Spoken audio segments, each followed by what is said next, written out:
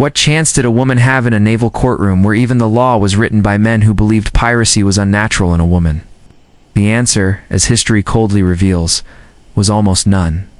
Captured female pirates were rarely offered mercy. In the 17th and 18th centuries, the so-called Golden Age of piracy, British Admiralty Courts showed little tolerance for piracy of any kind, but female defendants were seen as doubly transgressive. They had violated not only imperial law, but also gender norms deeply embedded in the social order. Trials took place in makeshift naval tribunals, often held in colonies like Jamaica or New Providence. These courts operated without juries, and the outcomes were typically predetermined. The legal process was swift, but not without theatrics. Testimonies were gathered from ship captains, naval officers, and, at times, frightened sailors who feared their own association with piracy. The accused had few legal rights. Anne Bonny and Mary Critchett, two of the most notorious female pirates in history, stood trial in 1720 in Spanish Town, Jamaica. According to the official court transcript, when Bonny was condemned to death, she retorted bitterly to her lover Calico, "Jack, if you had fought like a man, you need not have been hanged like a dog." Their defense was pregnancy, known as pleading the belly, one of the few legal protections afforded to women. In Bonny and Reed's case, it worked temporarily, but most female pirates did not share their luck. Many faced their verdicts in silence, knowing the court had already judged them guilty long before they ever spoke. Hanged at execution dock for piracy. Where the river rolled silently past, the cries of the crowd shattered the morning calm. Here, at London's infamous execution dock, countless pirates, men and women, met their end. Dangling from the gallows just above the murky waters of the Thames. It was here that the British Empire made a gruesome example of piracy, and female pirates, though rare, were no exception. Under British maritime law, piracy was a capital offense.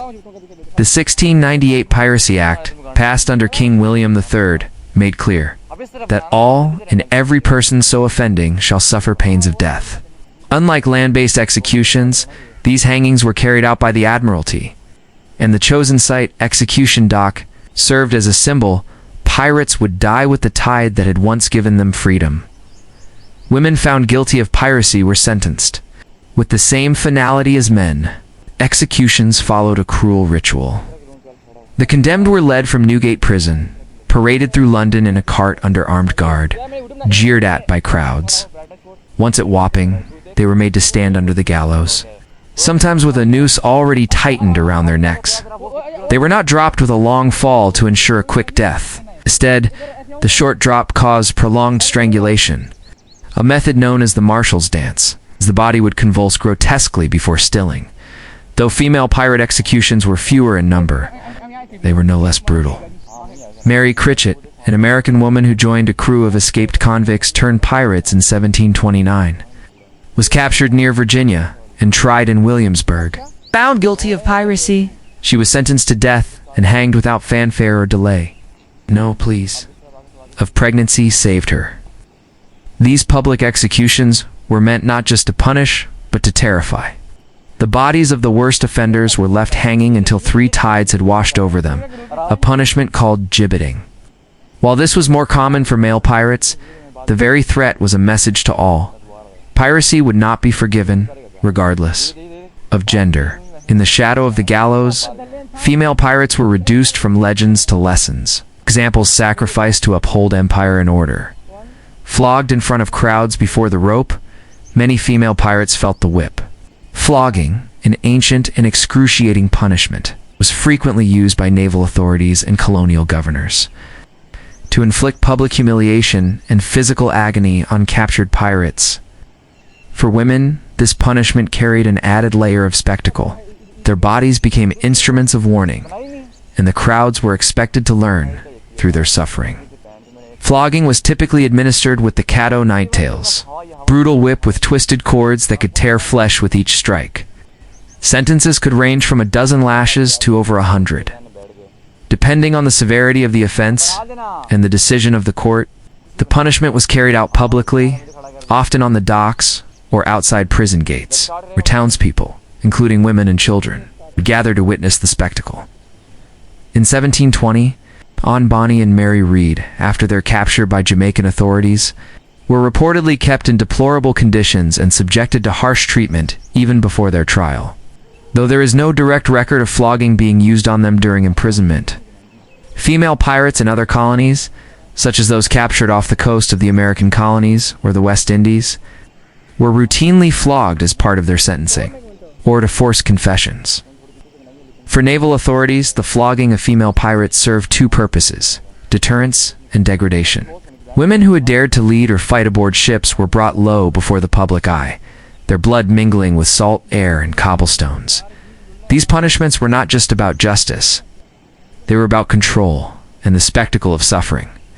Ensured the message reached far beyond the gallows, forced into concubinage or slavery. Not every captured female pirate was marched to the gallows. In some cases, particularly in colonial ports of the Caribbean, West Africa, and the Americas, women were not executed, but instead forced into lives of concubinage, coerced labor, or slavery. However, direct evidence of this fate specifically for female pirates is sparse.